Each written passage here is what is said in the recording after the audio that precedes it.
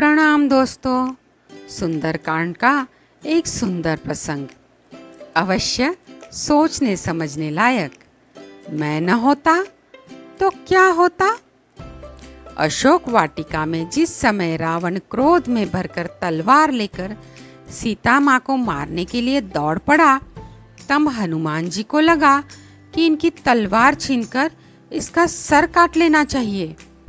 किंतु अगले ही क्षण उन्होंने देखा मंदोदरी ने रावण का हाथ पकड़ लिया। यह देखकर वे गदगद हो गए। वे सोचने लगे, यदि मैं आगे बढ़ता तो मुझे भ्रम हो जाता कि यदि मैं न होता तो सीता माता को कौन बचाता। बहुधा हमको ऐसा भ्रम हो जाता है, मैं न होता तो क्या होता। परंतु ये क्या हुआ, सीता जी को बचाने का कार्य प्रभु ने रावण की पत्नी को ही सौंप दिया।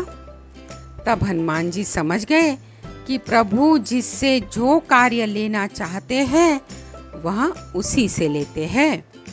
आगे चलकर जब त्रिजटा ने कहा कि लंका में बंदर आया हुआ है और वह लंका जलाएगा, तो हनुमान जी बड़ी चिंता में पड़ गए कि प्रभु ने तो लंका जलाने के लिए कहा ही नहीं, और त्रिजटा कह रही है कि उन्होंने स्वप्न में देखा है एक वानर ने लंका जलाई है।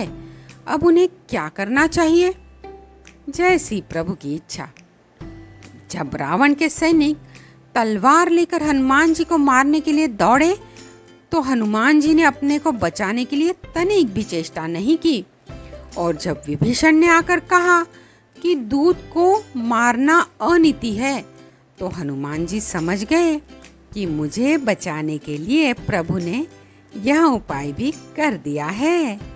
आश्चर्य की पराकाष्ठा तो तब हुई जब रावण ने कहा कि बंदर को मारा नहीं जाएगा, पर पूंछ में कपड़ा लपेटकर घी डालकर आग लगाई जाएगी।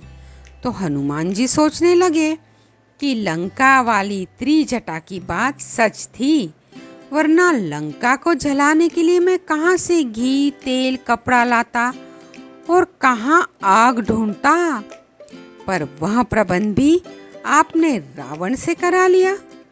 जब आप रावण से भी अपना काम करा लेते हैं, तो मुझसे करा लेने में आश्चर्य की क्या बात है। दोस्तों, प्रभु ही हमसे हमारे सारे कार्य करवा लेते हैं, हम तो बस निमित्त है।